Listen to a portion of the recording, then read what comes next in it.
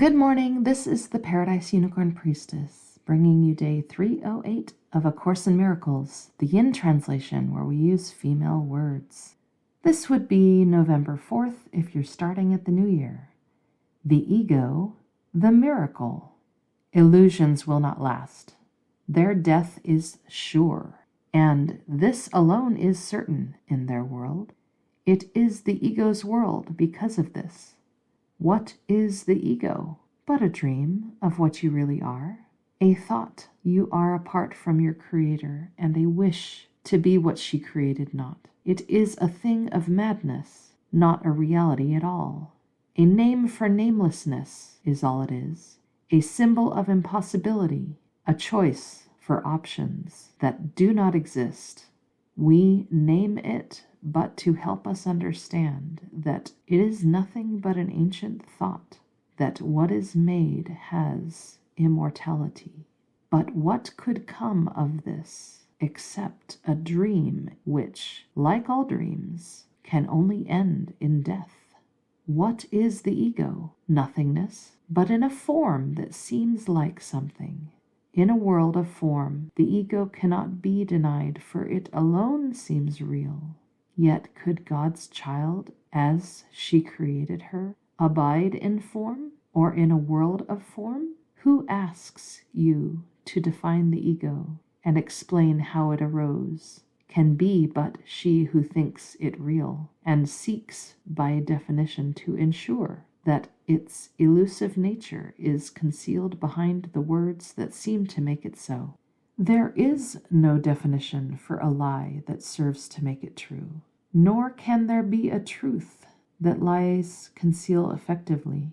The ego's unreality is not denied by words, nor its meaning made clear because its nature seems to have a form. Who can define the undefinable? And yet there is an answer even here. We cannot really make a definition for what the ego is, but we can say what it is not, and this is shown to us with perfect clarity. It is from this that we deduce all that the ego is. Look at its opposite and you can see the only answer that is meaningful. The ego's opposite in every way, in origin, effect, and consequence, we call a miracle. And here we find all that is not the ego in this world. Here is the ego's opposite, and here alone we look on what the ego was.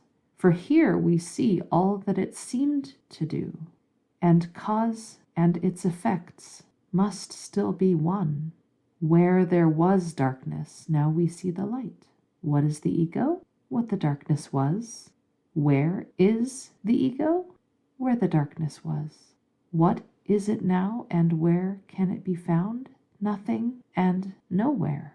Now the light has come. Its opposite has gone without a trace. Where evil was, there now is holiness. What is the ego? What the evil was. Where is the ego?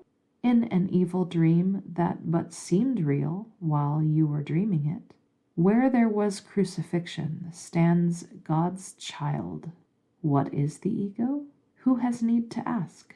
Where is the ego? Who has need to seek for an illusion now that dreams are gone? What is a miracle? A dream as well. But look at all the aspects of this dream, and you will never question any more. Look at the kindly world you see extend before you as you walk in gentleness. Look at the helpers all along the way you travel, happy in certainty of heaven and the surety of peace. And look an instant, too, on what you left behind at last and finally passed by. This was the ego, all the cruel hate, the need for vengeance, and the cries of pain, the fear of dying and the urge to kill, the sisterless illusion, and the self that seemed alone in all the universe. This terrible mistake about yourself, the miracle corrects as gently as a loving mother sings her child to rest. Is not a song like this what you would hear? Would it not answer all you thought to ask, and even make the question meaningless? Your questions have no answer, being made to still God's voice, which asks of everyone one question only. Are you ready to help me save the world? Ask this instead of what the ego is, and you will see a sudden brightness cover up the world the ego made. No miracle is now withheld from anyone. The world is saved from what you thought it was, and what it is wholly uncondemned and wholly pure. The miracle forgives, the ego damns. Neither need be defined except by this. Yet could a definition be more sure or more in line with what salvation is? Problem and answer lie together here, and, having met at last, the choice is clear. Who chooses hell when it is recognized, and who would not go on a little while when it is given her to understand the way is short and heaven is her goal?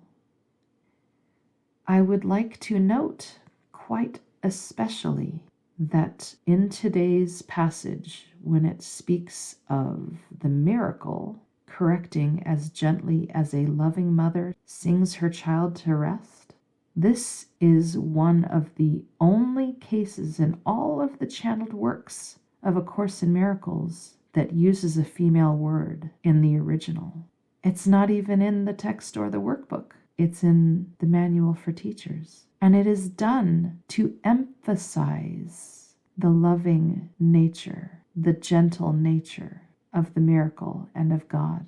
This is testament to why I find it meaningful to use the female throughout the entire set of materials that are in the Course, because the Course itself chose to use it so sparingly, but in order to emphasize what love really is. And now we have placed before us the contrast between the ego and the miracle. The ego stands for the interests of the tiny, small self, infinitesimally small, standing against all the rest of the universe that would annihilate it. The tiny, seeming separate self that sees love and oneness as the end, as annihilation. The miracle shows a dream in which all are sharing an experience of joy and love, where all needs are met, and the delight of needs and wants being met are shared by all, where the seemingly separate self delights in the seemingly other separate selves receiving all that they desire. The dream of forgiveness, this beautiful dream. This is paradise. This is the real world. Every miracle is an opening, an aperture to that beautiful vision, the vision of Christ.